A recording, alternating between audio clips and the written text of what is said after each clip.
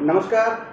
आप सभी का आप सभी दिव्यांगजनों के अपने सबसे प्रिय channel doctor Shivaji sir commissioner साहब में आप सभी का मैं धीरज कुमार फिर से एक बार स्वागत करता हूं। दोस्तों, आज फिर हमारे बीच हैं पूर्व राजयुक्त निरीक्षक डॉक्टर शिवाजी सर। और जैसा कि आपको मालूम है कि सर दिव्यांगजनों के विशेषज्ञ हैं और इन्होंने दिव्यांगजनों के लिए बहुत सारे ऐसे कार्य किए हैं जो कि ऐतिहासिक और सराहनीय हैं। तो आज हम सर से जानना चाहेंगे सर, जैसा कि आप जानते हैं कि आज 19 जून है और आज के दिन हम लोग पूरे विश्व में वर्ल्ड सिकल सेल डे के रूप में मनाते हैं। परंतु आज भी हमारे ग्रामीण स्तर के दिव्यांगजन जो है इस सिकल सेल डे के बारे में नहीं जानते हैं। तो मैं आपके माध्यम से सर प्रयास जानना चाहता हूँ। हम अपने दिव्यांगजनों दर्शकों को बताना चाहते हैं कि सर ये विश्व सिकल सेल दिवस के बारे में विस्तृत रूप से हमारे दर्शकों को बताएं। सभी दर्शकों को आपके चैनल पर नमस्कार। डॉक्टर शिवाजी कुमार।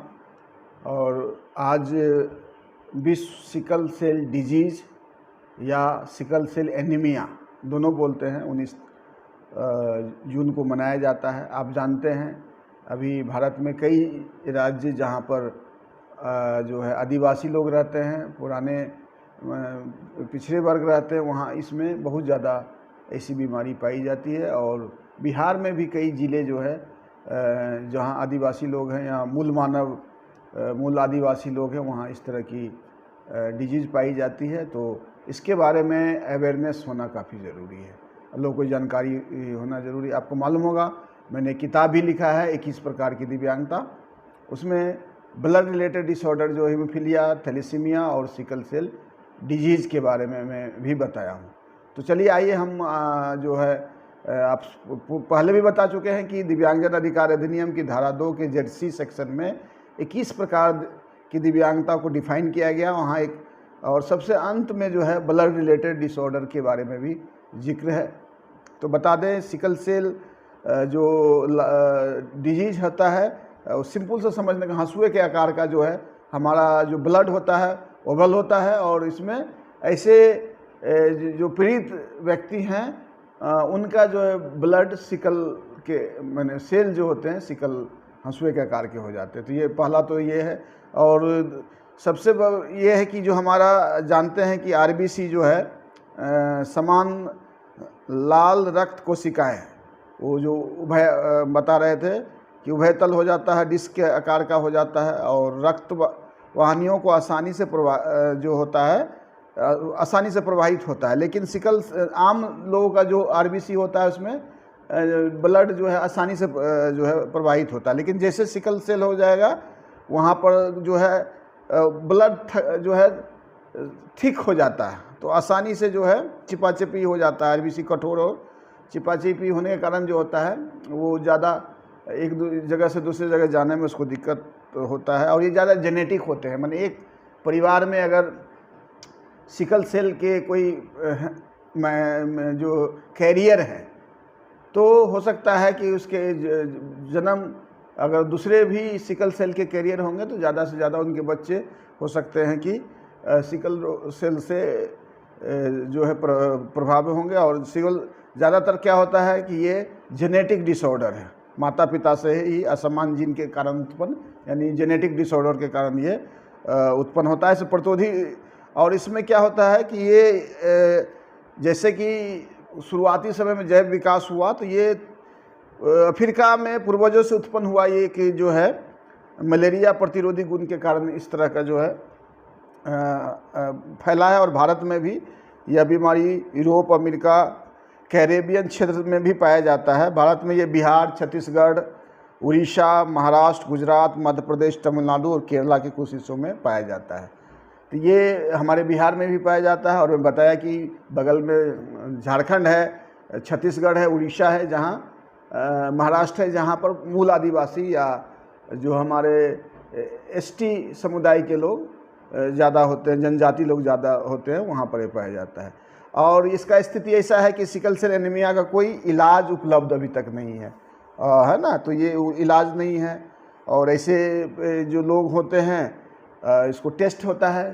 टेस्ट करने के बाद हमारे बिहार में अभी ज़्यादातर हॉस्पिटल्स में जहाँ पर है आपको ये टेस्ट होता है और इसको टेस्ट कर और फ्री में टेस्ट होता है। हमारे यहाँ जो डे केयर सेंटर भी बनी हुई है पटना में है, और अभी कई जगह जिसमें पूर्णिया है, मुजफ्फरपुर है, दरभंगा है, गया है, ऐसे 7 ज़िलों में जहाँ पर थैलेसेमिक और हीमोफीलिया और सिकल सेल के ज़्यादा मरीज पाए जा रहे हैं, वहाँ डे केयर सेंटर बनाने की अनुमति भारत सरकार से मिल गई। और पटना के पीएमसीएच में डे केयर फुल्ली जो है, जो ऑपरेटिव है, सभी दिन 7 दिन वो काम करते हैं। रोग को कैसे पहचान करेंगे? ज़्यादातर इसमें शारीरिक विकास में जिस तरह का सामान्य लोगों का विकास होता है उस तरह का विकास जो है नहीं होता है। वजन ऊंचाई जो है समानता उसका कम होता है।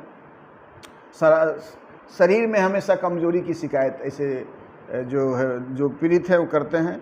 खून की बहुत कमी होती है, इसलिए एनीमिया भी, इसको सिकल सेल एनीमिया भी बोला गया है। खून की कमी लगातार होती, लगातार उनको खून ऊपर से चढ़ाया जाता है। ब्लड, और इसके ब्लड जो हमारे अलग से उसके ब्लड कोशिकाएं हैं जो कमी रहती है उसको अलग से चढ़ाया जाता है। जिसकी मात्रा कम होगी उसको ब्लड में, उसको फैक्टर बोलते हैं, ब्लड फैक्टर को चढ़ाया जाता है। और ज़्यादातर देखिएगा कि रंगहीन नाखून रहेगा, चेहरा सूखा सूखा रहता है, बीमार सा लगता है, हमेशा बुखार या बराबर बीमार वगैरह होता है।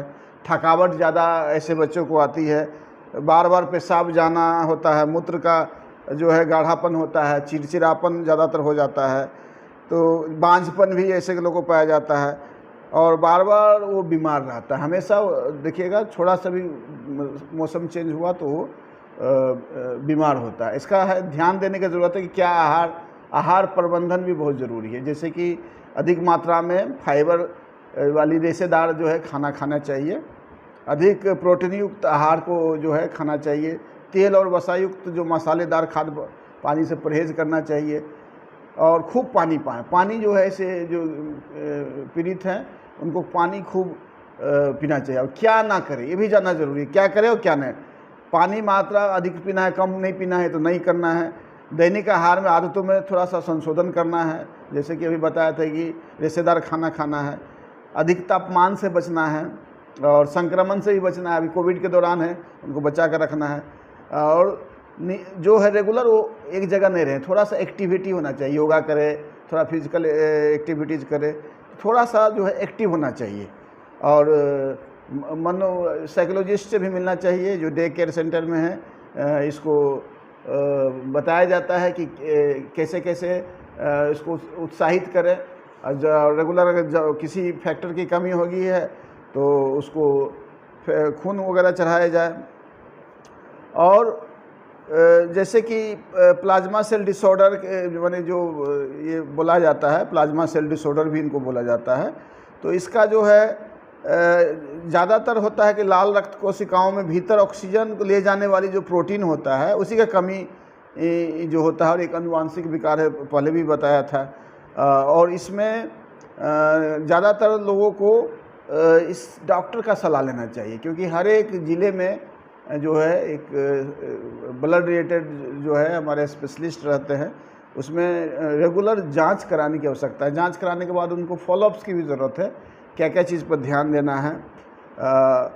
जैसे कि कभी कभी फॉलिक एसिड और पेंसिलिन वगैरह ये सब जो है बच्चे को काफ़ी जो है क्योंकि शरीर में बहुत दर्द होता है तो ज़्यादातर उसको फॉलिक एसिड भी जाता है और पेंसिलिन दर्द निवारक दवा भी दी जाती है, जिससे कि उसका दर्द वगैरह जो है जो आसानी होता है। और ये रोगी की आयु में बता दें यह प्रक्रिया पूरी तरह से नहीं है, इसीलिए इसको करने वाले अस्पताल को पता लगाना बेहद मुश्किल है। पहला कदम एक अच्छे अस्पताल को पता लगाना चाहिए कि जहाँ पर बिहार में सभी जगह डिस्ट्रिक्ट अस्पताल में जो है इसके बारे में एक्सपर्ट है, जहाँ थे ब्लड भी मुफ्त में चलाए जाते हैं, रेड क्रॉस वगैरह भी काफ़ी इस पर काम करती है। और सबसे ज़्यादा जो इसमें दर्द होता है उसके बारे में भी कैसे दर्द करना, कैसे पेन किलर को कम करें और अल्टरनेटिव क्या हो सकता है, कैसे इंगेज रखें, ये सब बहुत सारी चीज़ें हैं जिनको जानना ज़रूरी है। और हम बिहार में अब दिव्यांगता के श्रेणी में भी आ चुके हैं, तो जो भी सिकल सेल से ग्रसित ऐसे बच्चे हैं, तमाम लोग हैं, उनको उनको सभी जगह हमारे सीएमओ में, माने हमारा जो सिविल सर्जन कार्यालय में पहले तो सर्टिफिकेट जो है ऑफलाइन बनते थे, अब क्या है कि ऑनलाइन UDID कार्ड के तहत इनका सर्टिफिकेट बनता है। इनका रेलवे कंसेशन का उपयोग कर सकते हैं। और दिव्यांग जन अधिकार अधिनियम में जितनी सुविधाएं सरकार ने, जो बेसलाइन है यानी जो माना बेंचमार्क डिसेबिलिटी 40% है, तो उससे संबंधित जो है फ़ायदा ले सकते हैं। और मैं ज़रूर बताऊंगा कि अगर आप लोगों ने किताब नहीं लिया है तो मैंने इसीलिए किताब का रेफरेंस लिया था कि 21 प्रकार की दिव्यांगता में इसमें पूरा वर्णन है सिकल सेल एनीमिया और सिकल सेल डिजीज़ के बारे में। तो आइए हम लोग मिलके हम लोग जन जागरूक करें और सिकल सेल जिनके यहाँ हो गया है, तो सबसे पहले परिवार वाले को अगर कैरियर है सिकल सेल का तो उनको जानना होना चाहिए। 2 कैरियर वाले के यहाँ शादी नहीं करना चाहिए, इसकी हैबिट सभी लोगों को डालने की ज़रूरत है। दूसरी बात है, सिकल सेल अगर किसी के यहाँ बच्चे हो गए, घबराने की बात नहीं है। सरकार ने उसके लिए काफ़ी सुविधाएं रखी है, खाली जानकारी का हो सकता है आपके पास जानकारी नहीं हो, और सावधानी बरतने की ज़रूरत है। इसमें सावधानी बहुत ज़रूरी है। ऐसे बच्चे को क्या क्या देना मैंने बताया था। और आप जब जाएंगे, हमारे जो हेल्थ वर्कर्स हैं, वो आप अगर पंचायत में हैं, ब्लॉक में कहीं भी हैं, तो अगर आपको ज़रूरत है तो हमारे हेल्थ वर्कर जाकर आपको बताते रहते हैं। सिर्फ आपको एक बार डायग्नोस होने की ज़रूरत है कि आपके बच्चे को या आपको खुद कहीं किसी तरह का अगर सिकल सेल डिजीज़ है या सिकल सेल एनीमिया है, तो उनको पहचान करके तुरंत उन पर पुनर्वास करने की आवश्यकता है। और उसके पुनर्वास के लिए हमारे भारत सरकार जो है जिला, हमारे राज्य स्वास्थ्य समिति, हमारे जिला स्वास्थ्य समिति सभी मिलके, और हमारे जितने भी मेडिकल कॉलेज है, जो हॉस्पिटल्स हैं, सभी लोग उस पर काम कर रहे हैं। बहुत सारे NGO जो है, जैसे थैलेसीमिया पेरेंट एसोसिएशन आज जो है जो एक वेबिनार की राज्य स्तरीय वेबिनार कर रहा है, तो ये लोग भी लोग हैं काफ़ी इस पर काम कर रहे हैं। लेकिन अवेयरनेस की ज़्यादा ज़रूरत है, क्योंकि अवेयरनेस अगर हर व्यक्ति तक पहुंचेगा तो हम उसमें ज़्यादा से ज़्यादा रोकथाम और बचाव कर सकते हैं।